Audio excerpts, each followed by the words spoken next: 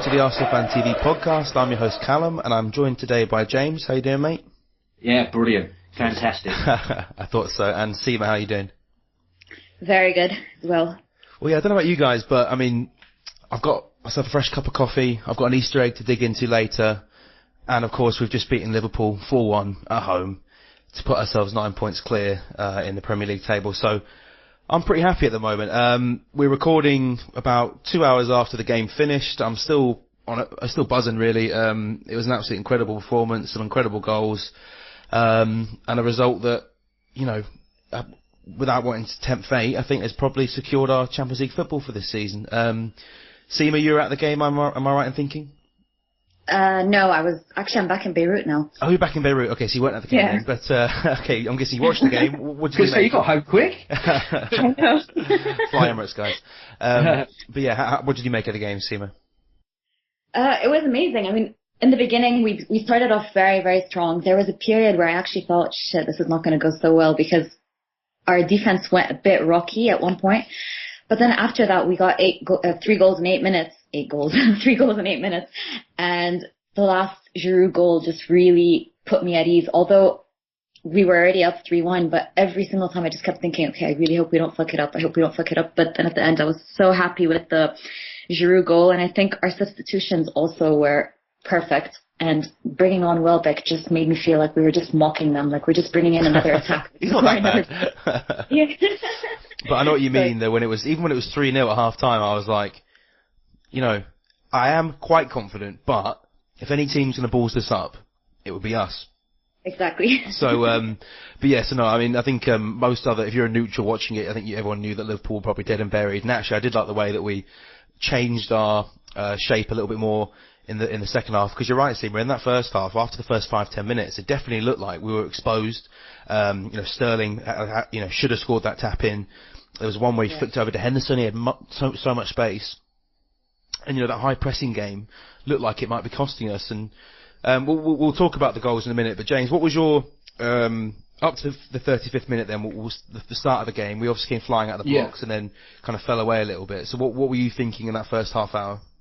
Well, initially I saw the lineup, and obviously I did my lineup prediction yesterday, and it weren't too bad. I only got 2 out of 2 wrong, but saw Mertesacker in there, who all right, he's on a better run of form than he has been, but it was a gamble. That's a big exposure to that pace of Liverpool, which, to be fair, next to probably us in the league, they've got the best breakaway sort of team. I know Palace do quite well with that Balassi, but as far James, as talent could you not argue though that actually starting Gabriel on such a big match, and he's only played 4 or 5 matches in the Premier League? Would that because Mertesacker in the home matches against Liverpool last season was actually pretty solid. Yeah. I remember. I thought he done really well today as well. But it's a throw of the dice which paid off. So thank God for that. But before the game, Liverpool, they hadn't conceded a goal for 685 minutes. That's a long, long time. And then to score 3 in 8 minutes against them was unreal. And we didn't create a chance till that Bellerin goal from the 3rd minute. So it was a 32-minute, onslaught of, oh my God, come on, please, mate, where's all this gone? Do you know what I mean? Like, we were just fluid. It was absolutely fantastic. And then all of a sudden, Liverpool come back at us, and it's a bit like, ooh and ah and stuff like that. But for me, the Sterling chance, Markovic has got to take that on his own. I don't get me wrong, I know Sterling's their man and their player, but if you're one-on-one with a keeper like that, you've got to have the confidence. I disagree with this. You've got to smash it yourself. A lot of people say this, but the only thing was that he made the right decision, but just he balls up the execution. Because if he makes a simple pass, Sterling has to knock that in into an open net, and Markovic in his position still has to beat Ospina, but by passing it to Sterling, he takes Ospina completely out of it. It just happens, thankfully, that he overhit it. I think if Markovic puts his laces through it, it could be a totally different game we're talking about here, but that's, praising Liverpool, which I won't do because I hate them. So, but no, fantastic bit of play. And the Bellerin's goal, am I jumping too far? Or you're jumping too far. I'm going to pull you back in, James, okay? Calm yourself down, take a breather. But no, you mentioned obviously that Liverpool chance. I know it's a cliche, but it really was important in this match, whoever scored that first goal. Because, if Liverpool scored that first goal, then suddenly, we have to go and push. And you know what we're like, we sometimes go a bit too gung-ho, like we did against United, like we did against Monaco. And then suddenly they can pick us off on the counter. And what worried me was that even at 0-0, whenever they ventured into our half, they looked dangerous. And Sterling was getting a lot of space. I think we had one lucky offside call that would have seen him go through. But, obviously, as I said with the first goal, we got the first goal. And then suddenly the floodgates opened. But we'll go back to the beginning of the game, where we did come flying out the blocks. And at times this season we have looked a little bit slow and lethargic. So, Sima, what do you make of this kind of high press that we've started to do? Obviously it leaves us a bit open on the counter, but it is good to see us get in the faces of the other team, isn't it? Yeah, exactly. I mean, it does put a lot of pressure on the other team. I mean, we saw the first 8 minutes, we actually had 2 chances as well. We had Ramsey, who should have done better, obviously, but we also had Cazorla's shot that was also saved by Mignolet. So I thought it was really good against Liverpool specifically, because, I mean, yeah, it was a bit dangerous, because when we did get caught on the counter attack, I can't speak anymore. It was dangerous because Sterling would go directly to Mertesacker, like he would go against Mertesacker, and that would literally kill us. And we were just very, very lucky that he didn't score that. And there was another chance also, Coutinho. He could have also taken a shot and he didn't. So I felt like we were quite lucky in those about 10 minutes that they were doing well. But overall, I thought it is much better for us when we do put pressure, because I feel like it kind of gives us a bit of strength, and it makes us look like we have a much more of a winning mentality, because we're putting a lot more pressure. We're just focusing a lot more. Yeah, no, I think we saw last season at Anfield what high pressing can do to a nervy defence, because it really, we got torn apart because of it, and it was good to see us, they had Skirtle missing, and it was good to see us get in on Toure, who hadn't played for a little while, in on Chan, who I don't think is actually a natural centre-half, and start that well, and you really thought, God, this is great, but there was that kind of impending sense of, oh God, we better score soon, or we're gonna regret this. But as it turned out, it was their chance they missed, and we'll look back at Sterling's chance and obviously think what could have been if they'd taken the lead. But anyway, we'll fast forward to Bellerin's goal. I know you're desperate to talk about it, James. So we've seen Bellerin all season. Well, not all season, but kind of the last few weeks with Debuchy out, really established himself in the team, and we know he's good going forward, but did we know that he could do that? Oh, fantastic. But what will get overlooked is Ozil's pass to Ramsey to initially set it up. I thought I'd mention that. That is quality. That is absolute quality. And for Bellerin, the guy, he just keeps on going. All right, we'll get to it. He made a mistake second half, but the kid's class. And it does worry me because, eventually they all do go back home to Barcelona, and I can just see him being snatched away as soon as he hits his prime. Come on, let's not talk about this. He's so good though. His development is second to none. We've handled him perfectly. There was whimmers when he was at Watford of how good he could be, but I wasn't even a regular starter at Watford. No, I have a friend who's a Watford fan, and he said that he looked decent, but he never really established himself. So this is over a year ago, and now he's Zola as well. Was it Zola? No, I can't. Watford, it's like a merry-go-round there, isn't it, with managers? So it's hard to say. But either way, a lot of people talk about Coquelin, which we'll go on to him later. But you look at Bellerin's strides forward, and it's funny how we bemoan. I mean, rightly so, we bemoan our injury crises, but without the injury crises, we wouldn't have discovered Coquelin, and we also wouldn't have discovered Bellerin, would we? Well, I'll be fair, I'm happy Debuchy's back. I think Debuchy's quality, but he's got to earn his place. I'm sorry, just like Gibbs has with Montreal, that you can't take them two out at the moment. I don't care how established and how great Debuchy is. You can't change a team that's winning and winning well. And if he's contributing goals and assists like that, you can't take him out. I'm sorry.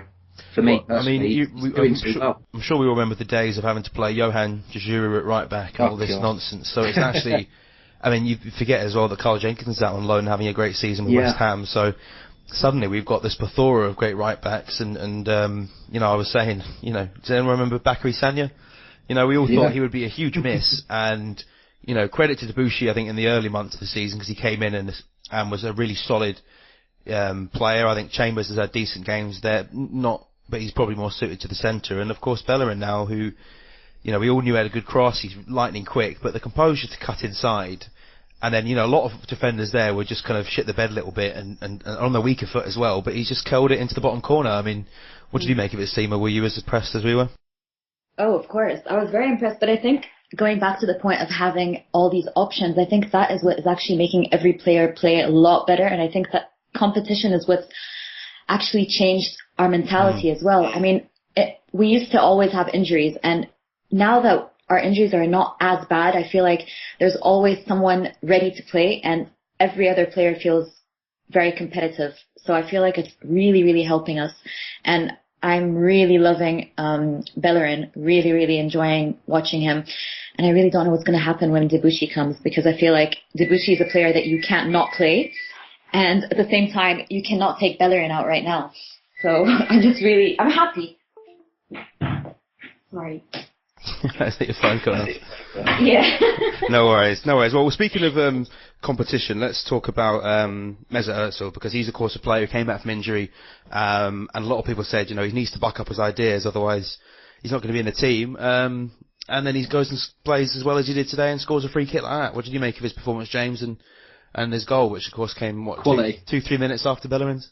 Quality. We'll get onto it, but, you can moan all you want about, ex-Liverpool players on the TV and ex-managers that all they're good for are really bank robbing the clubs and leading them into administration, i.e. Redknapp. You can say how bad a goalkeeper Simon Mignolet is, but that is a world-class free kick. That is top draw. And if you see the vines as well, when Sanchez and him are stood there, he points at his eyes and goes, "Look at this," and then he scores it, and you see him look at him and go, "Eh." I love that. Absolute top draw, upper echelon free kick. Upper echelon indeed. I mean, we've been saying top goal. Really, since he came to the club, we need him to deliver more in the big games. I think his all-round performances have improved. I mean, he was chasing back a lot today, getting involved. He never kind of shirked responsibility, and that goal. He's piping up with some goals as well, which is good. Yeah. No, he didn't really score enough for me last season, and I critique him sometimes this season when he's in the position he looks to part, but that's just holding up his reputation, isn't it? But that today was top draw, absolute top draw. And so suddenly, having been on under the cosh for a little bit, we're 2-0 up, half time soon approaching, and I'm just thinking, right, just see this out to half time. 2-0 is a great result. And then Alexis Sanchez decides to make it even sweeter with an absolute peach of a goal, and I don't care. I know people are slagging off Mignolet for it, but he hits that so well, and you look at Mignolet's position, it's not like it's gone through his hand or even that close to his hand. Sanchez has just taken that touch inside the defender, absolutely rocketed in, and 3-0, 3 goals in 8 minutes, and it was beautiful to get it against Liverpool after what they did to us last season, and all this nonsense about 8 minutes, whatever how long it was, that shook the cop, and all this, when they talk about it like they won a trophy last season, which of course they didn't. So I mean, Alexis as well. I mean, Sima, he's not been brilliant lately, you could say. He hasn't scored as many goals, but when he does step up, he scores great goals, doesn't he? Yeah, he does. I mean, I think it's a bit harsh to say he hasn't been great, because I think he's been amazing all season, but recently he's just been great and not amazing. Just because I think he's really tired. I don't think a lot of players that come from other leagues, they don't realize how aggressive and competitive and hard the Premier League is, and I think that really took a toll on him. But I think he's coming back into form again, and I think his goal was amazing. No matter how bad Mignolet's positioning was, his shot was really hard. I don't think he would have saved it anyway. So I don't think anyone can take that away from him. I thought all 4 goals were so good. It was just really nice watching each one of them and thinking, oh my God, what a good goal, what a good goal. Every single one of them. I can't think of one of the goals that wasn't like just, we have a lot of tap-ins, we have a lot of easy goals usually, but all 4 of them were almost outside the box. It was so nice to see. And it's great to see us doing it against Liverpool. We did it the other week against West Ham. We scored 4 and they were all brilliant goals. 3. But to do it 3, sorry, I carried away. But to do it today on the biggest stage, against a direct rival was just absolutely fantastic. And I take your point about Alexis. I don't think he's been poor by any means. I think he just looks a little bit tired. He has looked a bit tired because Wenger doesn't seem to like resting him too much. He likes to play. Alexis plays, at 100 miles an hour. He doesn't ever want to rest up. And as you say, he's come from a league where they have a winter break, and he probably is a little bit tired. So credit to him for we're into April now to score a goal like that, and so we scored that incredible goal, and we're going at half time 3-0 up, and I'm kind of pinching myself at this point, and I can't help but think back to Anderlecht and to various other slip-ups we've had, and I wasn't comfortable, I have to say, even though it was 3-0. We're the only team that can be 3-0 up in the world, and yet our fans still like, nah. But I was delighted, but I wasn't quite ready to start cracking the jokes just yet, if you understand what I mean. I was reading my Twitter feed at half time, kind of laughing, but like, all right, this is going to look really bad if we don't win this now. But going into the second half, I have to say I was delighted at how Wenger seemed to acknowledge something that was quite obvious anyway, but often we don't do this, but we did kind of shut up shop. The fullbacks didn't seem to have quite as much freedom. Coquelin was sitting deeper, and whether it was through injury or not, Ramsey was brought off for Flamini, and actually Flamini's not the best player, but having him and Coquelin in that middle made me feel a lot more comfortable. So, and really we had Giroud's header at the beginning of the second half, and I think they might have had a couple of half chances, but prior to them winning the penalty, they were kind of shooting from 30 yards out, and we were seeing the game out. So, James, what did you make of the manager's decision, the way we played in the second half, and how the manager affected that?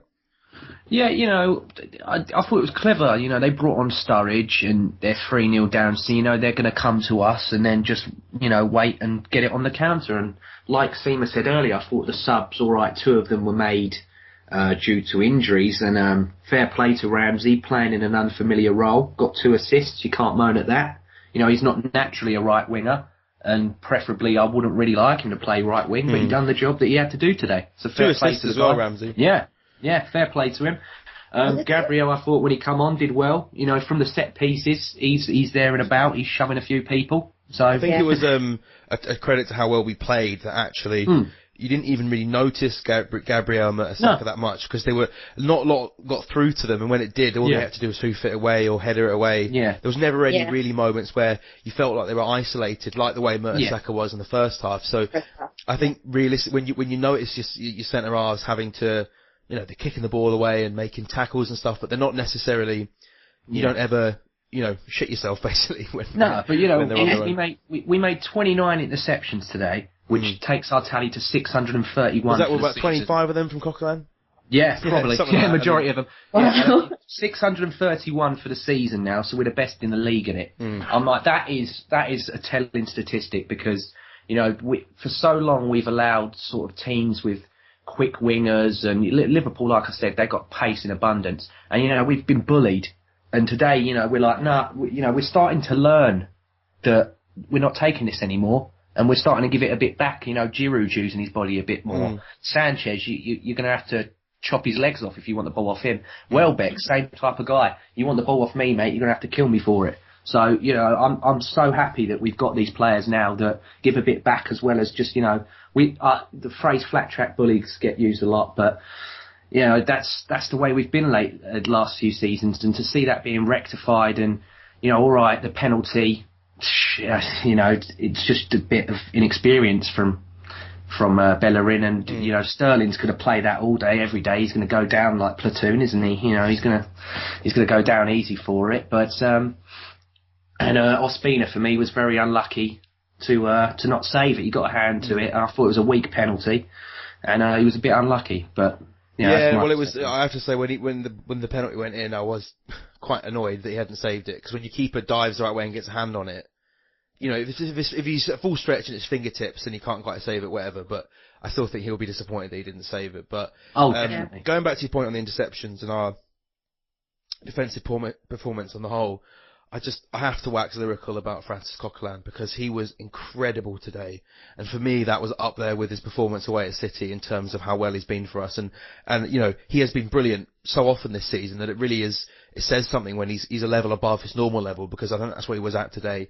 He was just brilliant. And at half time, I said on Twitter, I said, we may be 3 goals up, we may have scored 3 fantastic goals, but there's no player on the park better than Coquelin today. He was just brilliant, making tackles constantly. He seems to know exactly when to slide tackle and where to stay on his feet. As you said, he can read the game so well. He's quick, he's dynamic, he's everywhere. He's very positionally disciplined. And honestly, I think if we had bought him for 25 million in January, everyone would be saying that this is our long-term future sorted for that position. I don't think there'd be any talk of Morgan Schneiderlin or anyone like that. I think everyone would say, blimey, we've finally got this player. And people are praising him.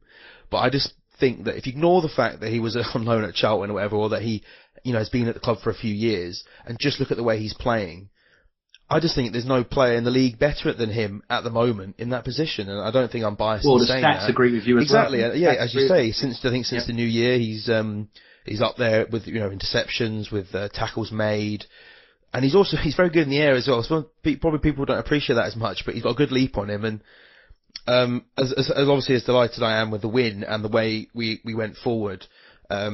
The biggest thing for me today, the thing I was most pleased about was Coquelin. I just thought he was absolutely fantastic. And, even in the periods where we were under the cosh a little bit in the first half, he was still getting involved and making some fantastic tackles. And honestly, I don't think we'd be anywhere near where we are now had we not discovered Coquelin by chance, really. In 4 months, that guy has been superb. For 4 months. And to think, if we'd have possibly given him a chance from the start of the season, God knows what results could have been. But no one knew. No one was saying you shouldn't farm Coquelin on loan. Everyone thought he'd, and I don't know what it is, and I don't really care, frankly, because all I care about he's doing it.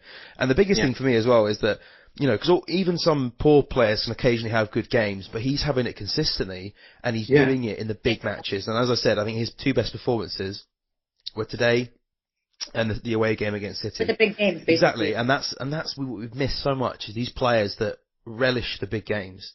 And I think it's infectious. I think everyone sees the way he plays, the way he's committed. He's committed without being reckless. I think that's so important, which is something that you couldn't say for Flamini, who could easily have got sent off really within the first 5 minutes of coming on. But I just think he is everything you want in a defensive midfielder. And if you just look at the way he's playing, I just think that long term, if he keeps us up, we have no problems in that position anymore. We might need someone to compete with him because Arteta and Flamini are on the way out, but I just think he's absolutely brilliant. And I've kind of gone a bit of, I'm rambling on now, but I just think it needs to be said. And, I would have given him a 10 out of 10 today, man of the match, even though we had so many good performers today.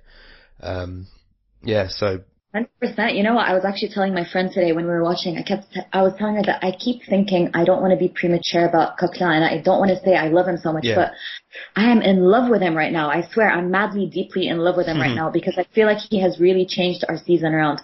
I mean, I feel like a lot of our problem was not offensively, it was always defensively, and it was always, we're conceding a lot of goals recklessly because we never really had anyone who was kind of, taking care of the back four. And I feel like we really have that with Coquelin. What I love about him is, this is very premature, I know, and I shouldn't say it, but he actually he possesses everything that a captain would have. His body language, his attitude, the way he gets angry, but not in a Jack Wilshere type of way. Everything about him has been amazing. And I really, really hope this is not me being premature, but I really hope he stays for long term with us.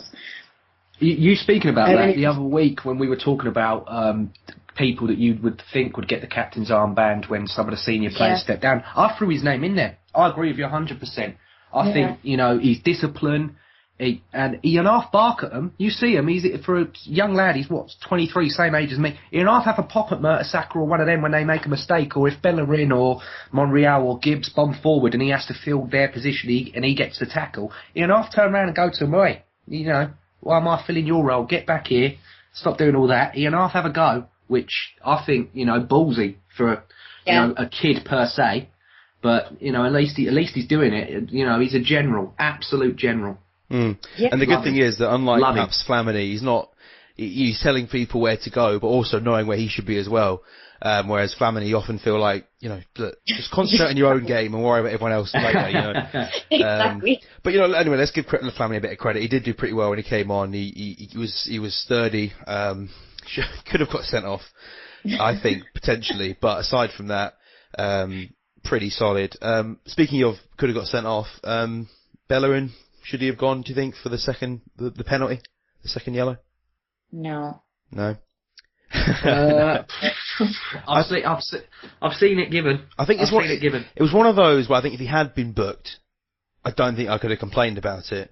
But then again, I don't think it was like a stonewall yellow card like Emre Can's was, which was a tackle from. You can't tackle from behind like that. Whereas like Bellerin's tackle is one of these where if that's in the first minute of the game, you get away with it. If it's at the end of the game where you've put in a few tackles beforehand, you're getting booked every time. And I think Bellerin had just been booked 5 minutes before. So, and I think with the referee, he thought, well, I've given you a penalty, Liverpool. I'm not going to send the player off. So, some Liverpool fans will moan about that, but let's be honest, the game was won. Well, they can moan all they like, but when Emre Can, Khan, whatever they want to call him, gets sent off, Henderson pushes the referee's arms down when he has the card out. That's a sending off as well. I'm sorry, you can't touch the ref. Di Maria found it out, didn't he? Well, I don't care how much Jordan Henderson likes to think he's Steven Gerrard. He never will be. You're living in someone's shadow, Henderson. Stop it. Focus on yourself. Stop trying to be someone you're not, because you will never, ever amount to the level that Steven Gerrard was. Because he's past his prime now. True. But anyway, as we were speaking about, we're talking about Coquelin, we're talking about Bellerin, in terms of players that you would never have thought would be our star performers at the beginning of the season. And perhaps to a certain lesser extent, but I think the same kind of rule applies. But Nacho Monreal was again brilliant today, and I think most people prior to this season kind of saw Gibbs as our number one and Monreal as a decent backup and nothing more. But he was great again today, wasn't he? And there was a few times in the second half where Sturridge tried to take him on, and he just stood his ground and said, "Nope, you're not going to pull me into a lazy tackle." And I just thought he was great again today. What did you make of him, James? Love him, absolutely love him. I think out of all the defenders, I think he's been the best one this season. I think he's fantastic, and I don't know where it's come from. I don't know if it's he got better from playing centre half, or maybe Wenger giving him a good run.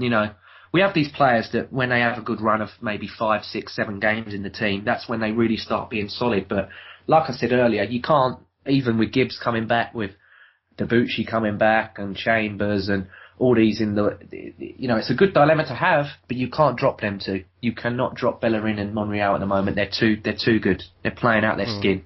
Fantastic. Love them both. Do you agree, Sima? Do you think the stint he had at centre half has kind of contributed to his good performances, especially today? Yeah, maybe. I mean, also I think, again, the competition probably contributed as well. But yeah, probably having had played several games in a row, I think especially with defenders, you need a few games. You can't just play a one-off game and then expect to be a great defender. Yeah, so true that. Yeah, so I feel like that also definitely did help. I mean, I was one of the people who I liked Monreal, but I hated seeing him on the team sheet. I really did not like seeing him on the team sheet at all, because he did have a period where he was shaky, and it did cost us. Like last season against, I think it was City or Liverpool, I can't remember. He was probably one of our worst players on the pitch, and since then I was always very skeptical of him. Lukaku roasted him, I remember that, in the Everton game when we lost 3-0. He had a bad day that day. Yeah, well, he had several bad days that season. Mm-hmm. But I feel like this season I am in awe of him. I'm so happy with him, and I'm a huge Gibbs fan. Like every time I see Gibbs, I get happy. But right now I'm preferring Monreal over Gibbs, so that says a lot. I don't think Gibbs is a bad player. No. If people come on YouTube start criticising me, I'm just saying I think both of them are fantastic. But at the moment, Monreal is just that little step better. Well, I think Gibbs is capable. Gibbs gives you a 6 or a 7 every game, but Monreal seems to be giving 8s regularly now. We're really not because Gibbs I think has good moments and bad moments, but by and large is a pretty decent defender. But he never really stood out. I don't think there's anything special. But Monreal has had a lot of games this season where you've kind of looked at him and think, bloody hell, he's playing well. And as a fullback, defensively, it's often quite difficult to do. Because a lot of what you do is just intercepting balls, but people overlook his crossing. I think he's a fantastic crosser of the ball as well. Yeah, He is. We didn't see that much of that today, but I agree with you. No. Yeah. But anyway, we talked about the first 3 goals, but the second half, the penalty to Liverpool, 3-1. That was in the 75th minute or so. We did see the game out pretty well after then. We restricted them to very little in terms of chances, and then end of the match, Ollie G picks up the ball and realises that he hasn't scored yet, and that's just not on. And he curls an absolute beauty into the back of the net, and the goal was nearly as beautiful as him, not quite. But I mean, what's that? So that's 6 goals, 6 games in a row now. He's scored 10 goals, 10 games in a row. Yeah. Which is just phenomenal. And I honestly think that his goal. I'm so happy that he won Player of the Month over Harry Kane, whose stats are boosted by deflected goals and penalties and whatever. But Giroud is just. I thought we saw. So a lot of Giroud today. I think we saw the fact that he could battle throughout the game, and a lot of what he did today was the unglamorous stuff, just constantly chasing down the keeper and harassing the defenders and, winning headers. And then, when it opens up for him at the end, he shows a real bit of quality, and I think that's really what we've seen from him this season that perhaps we didn't see in the last 2 years, is that amongst all that grit and the dirty work, he has some real quality at the end of it. And, really, I don't think how anyone can make a point for any other striker being better than him in the league since the turn of the year. He's just been phenomenal. And, perhaps he's benefiting from having had 3 months out. Who knows? But you do look and think, if only we'd had him in those first few months of the season playing this well. But, what did you make of the goal, Sima? Where would you rank that? Because he seems to be scoring a lot of good goals recently. Not just a lot of goals, but a lot of good ones as well. Yeah, exactly. I was just going to say, last season everyone used to say, yeah, Giroud, he's good he has a lot of tap-ins, and that's all he's good at, headers and tap-ins. And this season he's been proving everyone wrong. He's had such good goals. I think it was against Manchester United.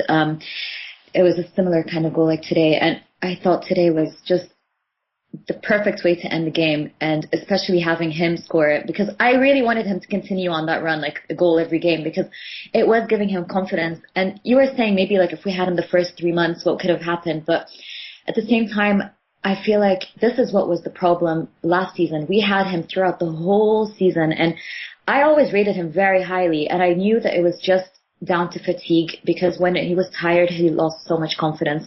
And now that he's being rested and there are players that are able to play his position now, I think it helps him a lot in terms of, confidence is one. Confidence, I think the goals are giving him confidence, but I think also the fact that he's well rested. It's not just game after game after game. So I'm so thrilled for him. I'm really happy for him. Yeah, no, I completely agree. I think last season he played something like 53 matches. And it was clear that he was just knackered at points last season, and it was more the manager's fault for not bringing in any competition so they could share the load, because it was just ridiculous how often we had to use him when he really needed a rest. But this is what he's shown this season, what he can do when he's rested, and I think it helps that he's got the teams playing really well, but he's scoring some really cracking goals, and it's absolutely fantastic to see. So what do you think, James? Any late run for the Golden Boot potentially? Yeah, he's got the potential in there, and that today again, absolute cracker to add to his collection. Like Sima said, he's got some fantastic goals this season, like the one at West Ham, the one against Man United, this one, and some of them near post tap-ins that he gets, they're quality, because it's the movement on them are very good. And his goal against Middlesbrough in the cup as well. I'm digressing, but you look at the Europe's top 5 leagues. He's in the top 4 strikers in there now. You never would have thought that. Messi's got 17, Harry Kane's got 14, Bas Doster's got 10, and Giroud's got 10. He's scored more than Ronaldo, I think, since the start of the year. Yeah, yes. Yeah, league goals anyway.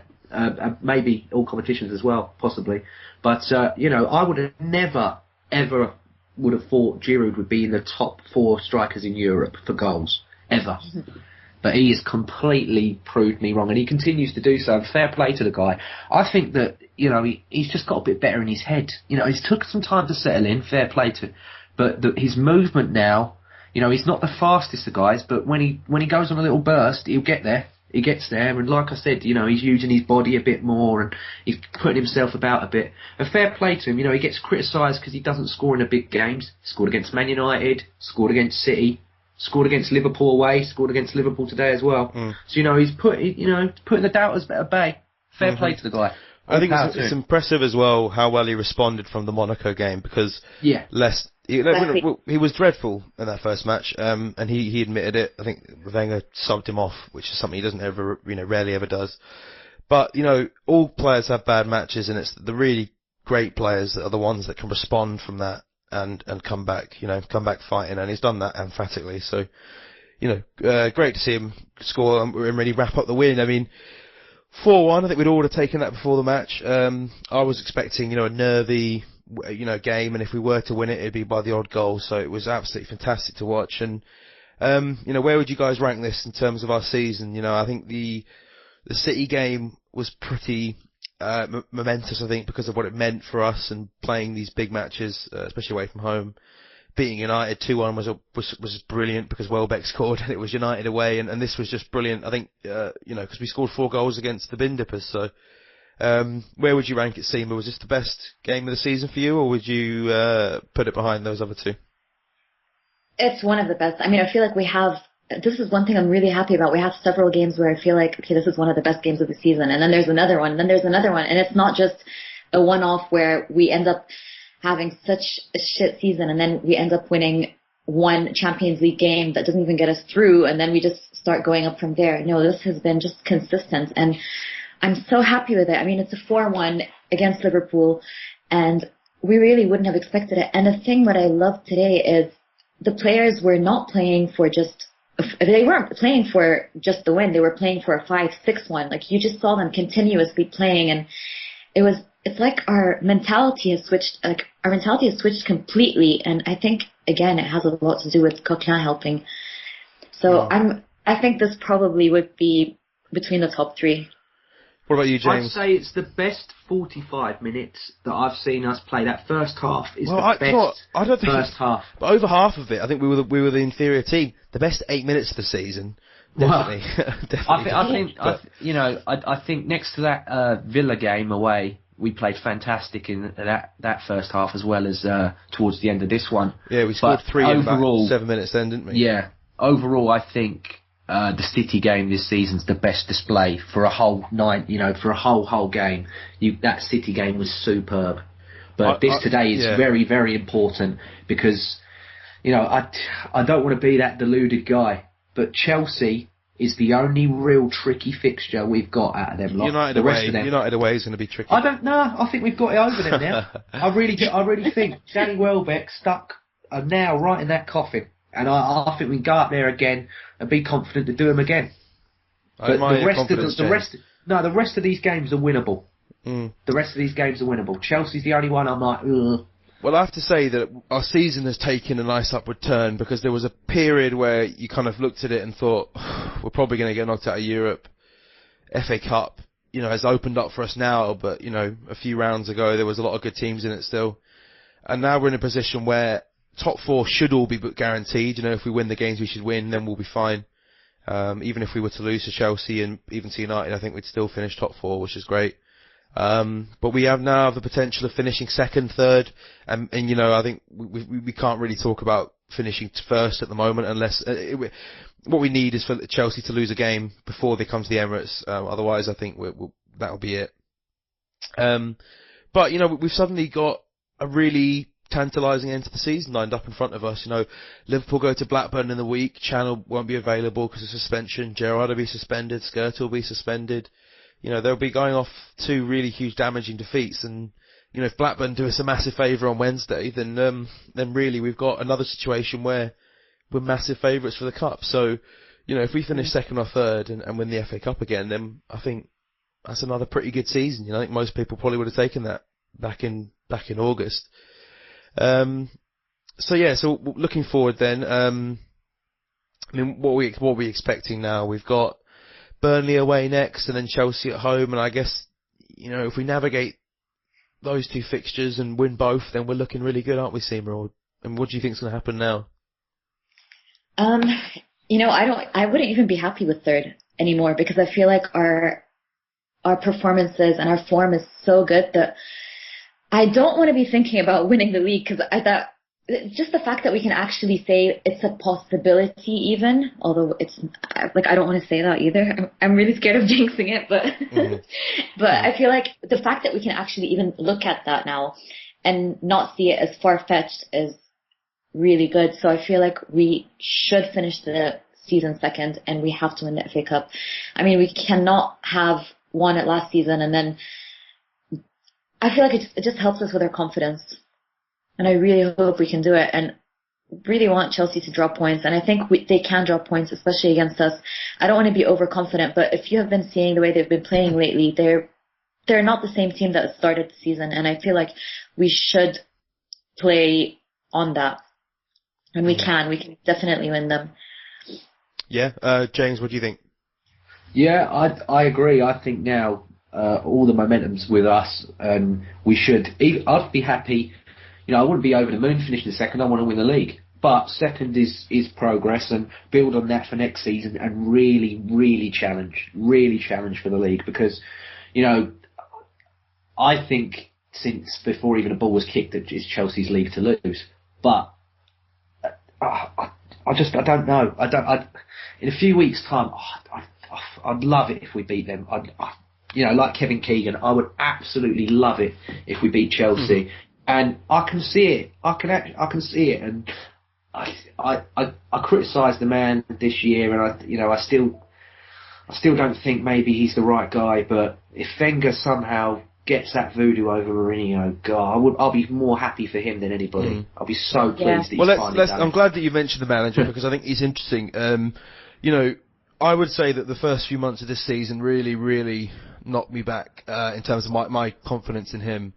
Because I felt that, you know, obviously a few years ago when we were losing to Bradford in the Cup and losing 8-2 and all this nonsense, that it felt like it was time to go, but I felt like he'd rebuilt things. And then in the summer we looked like we could finally challenge, and we were so disappointing in those first few weeks and months of the season that it kind of got to the point where I thought, well, how long can we let this go on? Because I can't see us winning the league or the Champions League, or even challenging seriously for either with him in charge. And I think really for a club like us, we should be aiming to be challenging every year. I'm not saying we should ever win either of those competitions because they're so tough to win, but I think everyone will admit that by September, October, we were so far off the pace, especially in the league, that it just wasn't acceptable. But he's done it again in terms of turning it around, because we've been incredible. And when you look at the way we played today, and we haven't even mentioned Santi Cazorla yet, and he was brilliant. And he's been brilliant for months. He's finally got some good play out of Özil. Giroud, he's turned this £12 million player from the French league into one of the best players in the league, if not best strikers in the league, if not in Europe, on current form. We've got guys like Bellerin and Coquelin brought in from nowhere really, and they're now fantastic footballers. And everything looks good again, and we could be winning 2 cups, two seasons in a row with silverware, which would be fantastic. And I do struggle with what I really think about it all, because there are times where the things that he does completely exasperate me, but then there are times like today where I just think, you know, this was a game with Arsene Wenger's stamp on it. You know, the way some of the goals we scored were just fantastic, with players that he's brought in and developed, and you know, so I don't know what you guys feel, but I'm kind of in this weird middle bit at the moment where I'm just don't really have anything to say either way about the manager in terms of whether I want him to go or not. Well, there's no point me complaining because he signed the contract and I don't think he'll ever leave outside of it. But for me, I just feel on the big stage, which is the Champions League, he isn't good enough to carry us over that line, which I think needs to be done now. Because because people talk about, we are a super club. We are a big club, and until, you know, you get that stamp in the Champions League, like even get us to a semi, you know, I don't think he's got it in him. But when you're buying players for like Mesut Ozil and Alexis Sanchez for that kind of money, you can't keep going out in the last 16 every year. No. But I'm kind of in a position now where I agree with you, James, in regards to him not being able to probably take us where we want to be. Yeah. But I'm not in this camp where I think we should just get rid of him and get anyone in the summer. You know, I think there's a very select few managers that I would, I think we should. Oh, definitely, yeah. But we had this discussion last time. Me, Mo, and Mark had this discussion. You can't just get rid of a Wenger and give it to. I don't know, old Tony Adams. Well, people in the summer were saying, why don't we get Martinez from Everton? Yeah, and Laudrup, he had a great first season at Swansea, then got sacked the next year. Yeah. Martinez had a great first season at Everton, and this year they've been in the bottom half. So, for me, it's got to be an Ancelotti or a Klopp or a Guardiola. I mean, and for me, the dream scenario would be for Wenger to keep on for a couple of new years, playing like we are now and winning a few more trophies, and then having Guardiola take over whenever he gets bored at Bayern. But yeah, I don't know. What do you think, Sima? I mean, we could have a whole podcast, I guess, dedicated to the manager. But what are your general thoughts about his future, the way he's got us playing this season, and our ambitions for the future? I mean, what's your kind of general take on it? I think actually, I don't really agree with you guys on the whole Champions League thing. I mean, okay, fine. We have been losing games stupidly, especially like against Monaco and stuff like that. But at the same time, I feel like we are building, and I feel like Wenger this season proved everyone that he can actually win games that people said, oh, he can't do this, he can't do that, he's not tactical enough, he's not that enough. And I think he's actually outsmarted a lot of teams this season. And no, I'm happy. I'm very happy with him. I've always been happy with him, and I've always kind of understood the whole building and developing and building from the whole depths and all that stuff. So I feel like it has been a matter of time, and I think next season could be a much better, successful season on all fronts. Although I feel like last season was good. We won the FA Cup, we won the Community Shield. This season we've come a long way. And I feel like he's doing a very good job. I feel like he's done a job that most managers would not be able to do. So I am patient. I am very patient with Wenger. Sima, can I just say to you, though, you talk about tactically there. In that first Monaco game, when it gets to 2-1, what other manager would not stand up and shout at his players, his fullbacks, for going absolutely full frontal for it and allowing Carrasco to run back?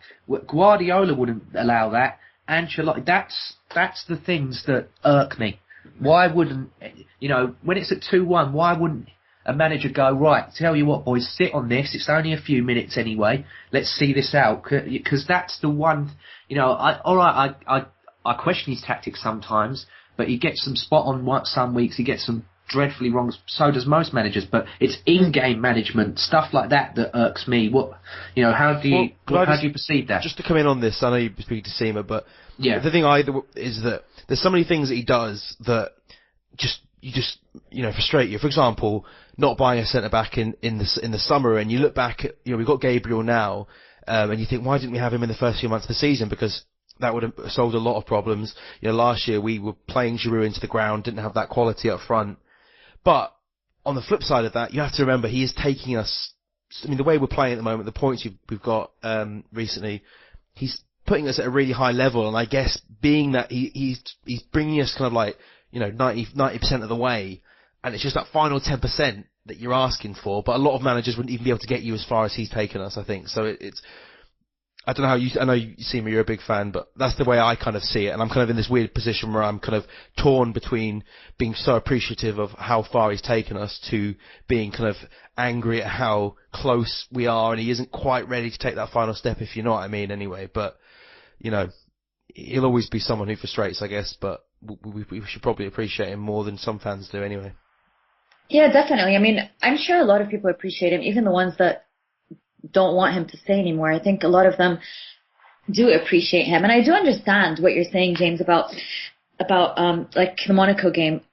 But at the same time, I feel like every manager has his own style, and yeah, that definitely is something that could have actually changed the players' mentalities and way they're playing. But at the same time, who would have also thought every single player would be as shit as they were during that game? Like really, every single player that I can think of, except for maybe one, I can't remember if it was Santi Cazorla or if it was Ozil. I can't remember who it was, but every single player was horrible that game. So, I mean, you saw him today. Okay, we were winning, fine, but even before we were winning, I think there was a tackle on Ramsey, and the way he stood up and he was screaming and shouting at the referee, I felt like this is something we don't see regularly, and I think he's feeling more confident now with his team, and he feels like he can actually I don't know. I am confused about that, but at the same time, I feel like that is the way he is as a manager. And I feel like I was talking to someone this my trip to London this past 2 weeks. It was a football player, and he told me that if you talk to any player right now, almost any of them would say they would love to play under Arsene Wenger and that they would play their best under Arsene Wenger. So that also says something. It also shows you how important he can be to the players. I mean, yeah, we want to see him shouting, but who knows? Maybe the players don't want to see that. You never really know what the right approach is. Well, let's not go on. I completely agree with you. But as I said, we can have a whole podcast dedicated to Wenger. But let's just say good job for today because he did well. Yes. We slagged him off after Monaco, but on today's performance, we can all be. Before it starts, I don't hate him. I know you don't, James. As I said, it's a very divisive subject that we could talk about for ages. But let's get on to some questions. We've had a few questions in on Twitter with the hashtag AFTV pod.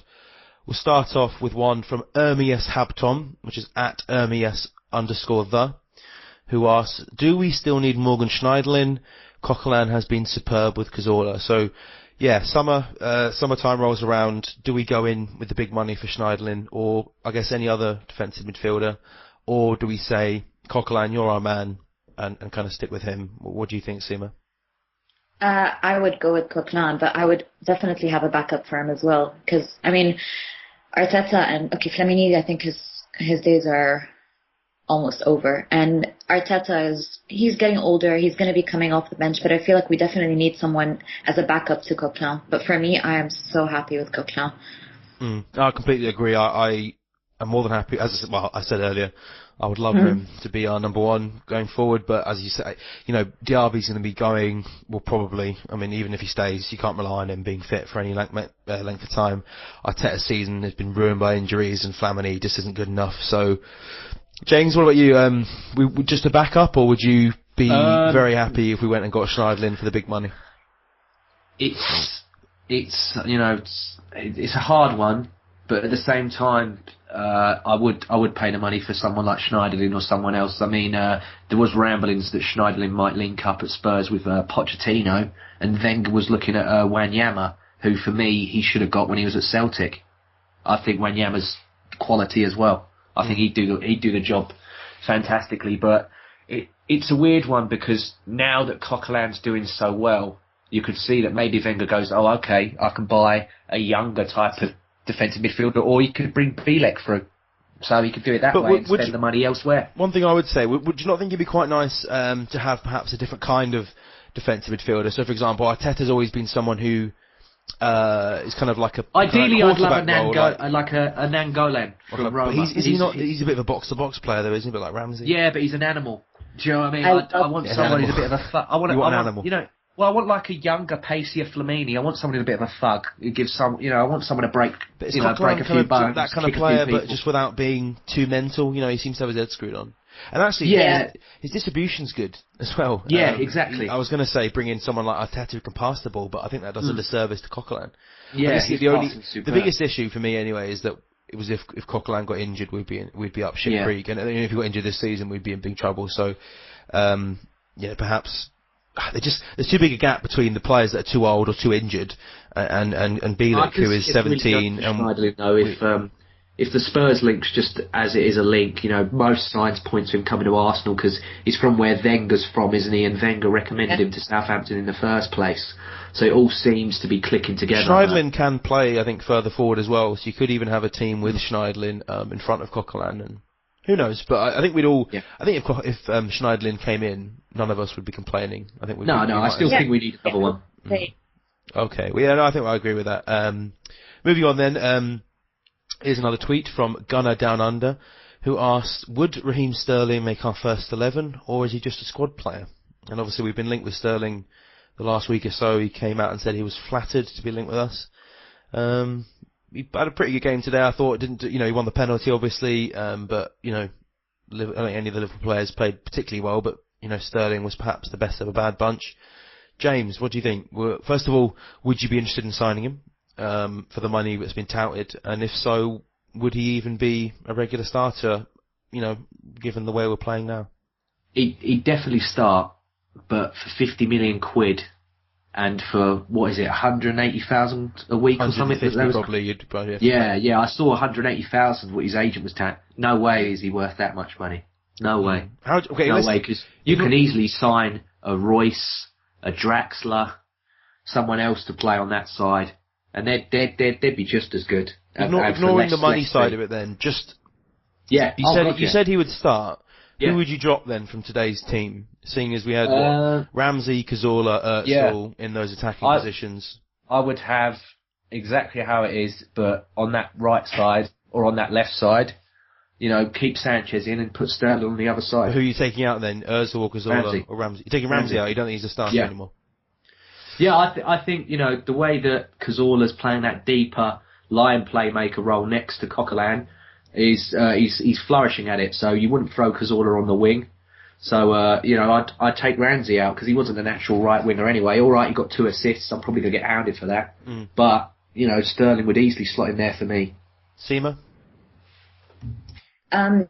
We're talking though as if Theo is leaving, right? Because if that was the case, I would guess so. Yeah. Yeah, then of course I'd like to have Sterling, but I don't want to compare players because I don't like doing that. But if it was to keep Theo or get Sterling, I would definitely keep Theo. I have the thing where I don't like to lose players that we have because I feel like they can always get better and always be there and always be part of the team. And I feel like Theo has had a very tough season this year. So if it was down to Did you see Theo today when Danny Welbeck was getting stripped off? His face was a pit. He looked like a bulldog chewing a wasp. It's difficult. Incredible. It's difficult for Theo though because in what situation do you bring Walcott on? He's brilliant to bring on if you need a goal. Now, everyone keeps saying like, "Oh, we're 3-0 up. Let's bring Theo on. He can smash him on the counter." It's like, well, I suppose, but your priority really shouldn't be scoring more goals when you're 3-0 up. It should be tightening things up. And some people were calling for Walcott to come on in the last 20 minutes, but I was like, no, bring on Welbeck. Welbeck's much more defensively, competent, and that's what we need at this moment. And also, he's quick and he can do damage to them. And also, I don't think Walcott's been setting the world alight with his finishing lately, so it's not like you'd fancy him to score for sure. So I think it's difficult for Theo when he's out of the team to kind of get in. He's kind of relying on us being a goal down and needing a scorer. Is the last time the ball was in his court because he demanded the money and he got it. Now it's more with us. It's more with it's more with the manager because he's got players that do what Theo does better. I'm afraid. I'm sorry. No, I completely agree. All right, maybe finishing wise, but for the benefit of the team and for defending, that's another reason why Podolski's got goals in abundance. Love the bloke, but he don't do as much for the team. No, he don't do hardly enough for the team. I think as well for Theo, what's been difficult for him, I think, is the fact that we've had Welbeck and Alexis come in, and the thing that Walcott's bad at, notably his work rate and the fact that he goes missing from games.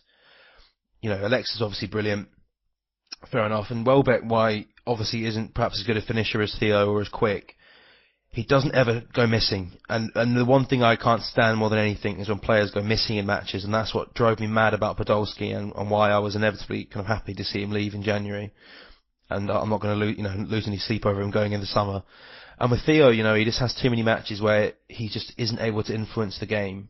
And for all of Welbeck's faults, he never shirks responsibility, he never allows himself to disappear from a match. He's always getting involved, even if that means coming deeper and tracking back and winning the ball. Welbeck will always be involved in some form or the other, where Walcott doesn't really do that. And of course with Theo now you have this situation where his bargaining position is considerably worse than last time. And also, if he's on 100 grand a week, he shouldn't be asking for anything more than that based on his performances. And I know some people, it was rumoured whether or not he has actually asked for that. But I just think, if he wants to sign a new deal on his current pay and he's prepared to fight for his spot, then good on him, sign him up. That's what I think he should be doing. Then get rid of him. And honestly, if we're offered Sterling or Walcott, and I'm kind of like you, Sima, in the way that I don't like to see players just thrown away, but Sterling is about 6 years younger than Theo, can play in a number of more positions, has so much more to his game. I would absolutely love to swap Sterling for Theo, even though I do like Theo and I'm a fan of him. Do you not think though that Theo asking for more than $100,000 a week on current form. I know he's been injured for a year, but do you not think that's a bit? I think it's a bit. It's taking cheeky, the piss. If he is doing it, it's taking the piss. Well, I didn't want to say that word, but yeah. Well, go for it, because I think it's, $100,000 a week makes him, our third, fourth highest. I think, obviously Özil and Alexis are up on 130, 140 grand a week. Yeah. And then Ramsey, I think, is pretty similar. I think Cazorla's probably quite close to it, but, Walcott's not even in the team at the moment, and if he left, we have more than enough options to cover for him. I mean, we haven't even mentioned Oxlade-Chamberlain, who I kind of prefer as a player anyway, because he's younger and he's got more aspects to his game, I think, and has the potential to be a lot better than Walcott is. So, I don't know, I just think this has to come from Theo. If he wants to stay at Arsenal, we're not going to go chasing after him and giving in to his demands. I hope not anyway. And he needs to show that he's willing to sign a deal and take what he's on now, which is already probably too much than he deserves. And I get that he's had a year out and it's unfair perhaps, but if he's not happy the way it is at the moment, then he should probably leave, because it's going to be, or he can stay and fight for his place, but I don't see any reason why we should reinstate him in the first team at the moment. Yeah. Probably agree. And okay, one more question. Sima, I think you got a question, didn't you, as well? You wanted to read out? Yeah, actually, someone had messaged me asking what we think about the new fitness coach, seeing as a lot of our players are recovering fast from injury, and we actually had a period of 3 days, or I don't know how many days it is, with 0 injuries, with all our injured players back, and what we think of that. So, well, that's Mr. Shad Forsyth, of wait, course, 1 second. Let me read it. Who, American, but he worked with the German national team, did he not, in the World Cup? Sima, are you there? Yeah. I always said at the beginning of the season when we had a lot of injuries and people were saying, "Oh, good on you, Shad." But with my very limited knowledge of physiotherapy and fitness coaching, whatever, I always figured that he's a fitness coach, so it's long-term where he'll have his effect. You can't just come in, wave a magic wand, and everyone stops getting injured. And probably we can only really judge him, I guess, over the next few seasons if he stays around, if we see a gradual trend of players getting injured less and less. But obviously Szczesny hurt his rib before the match. Koscielny came off the groin injury. Ramsey, I think, got a knock on his ankle or something. Yeah. But to the best of my knowledge, all 3 of those injuries are pretty minor, so nothing too worrying. Yeah. So I think he seems like he's doing. I think I've heard a few bits and bobs of things that he's changed. Like I think we see players warming up on the sidelines now a lot more than they did beforehand. I think I read something about them. Beforehand we would have players that would run up and down a couple of times and then they'd come on. Whereas now we actually see players. I don't go to enough games to say, but this is from what I've read. And there's a few other little things apparently he's changed, but. I guess it's kind of tough to say. I think when you, as a layman, knowing really what he's done or what changes he's made that have had an impact. But obviously the fact that we had a fully fit squad this week pretty much was, I don't know how long ago that was that we had that, but I guess he's doing a good job. Since November 2009. I thought it was like 1886 was probably the last time that we had it. One thing I will say is that at the start of the season, when a lot of players were going out, people were expecting him to come in straight away and do miracles. You've got to remember, you look into it, he didn't have the utensils and the things that he wanted to expand on the medical recovery and the physiotherapy type of side. Now that that's been looked into, and Arsenal went to other training grounds and found out that they're 2 to 3 years behind most of the bigger grounds, and they've invested money into buying better equipment and into helping that's going to benefit Arsenal in the long run. And we do another thing which was discussed in the Football Purist podcast. If you listen to it, I'm trying to remember what they called it. We do a lot of things now. I think it's called a motion screening, where they get the players in a room and they put a camera on them and stuff, and they watch how they lift their leg up for a training thing, and I don't know how to describe it in a way, but they look at the motion of how the legs are moving, and they test from that how injuries occur and when they're in this what they call the red zone, or however they determine it. So Shad Forsyth had to have time, and now that he's been given that time and he's getting what he needs, it will benefit Arsenal. I mean, like, when he first come in, it was like basically giving a cocktail waiter a Mr. Frosty machine. Do you know what I mean? You can't be expected to make great stuff without the utensils and whatever to do it. So now that he's got the full backing and the money's being invested, hopefully now in the long run we'll see this stopping. I mean, these muscular injuries keep on happening, but hopefully they'll be prevented. Yeah. You I mean, agree, I'm also Sima? noticing that players have become a lot bigger. I mean, if you look at Ozil, for example, and Giroud, after injuries, they came back with their build was like their shoulders are a lot broader. They just look a lot bigger in general. In general, our players used to look very scrawny.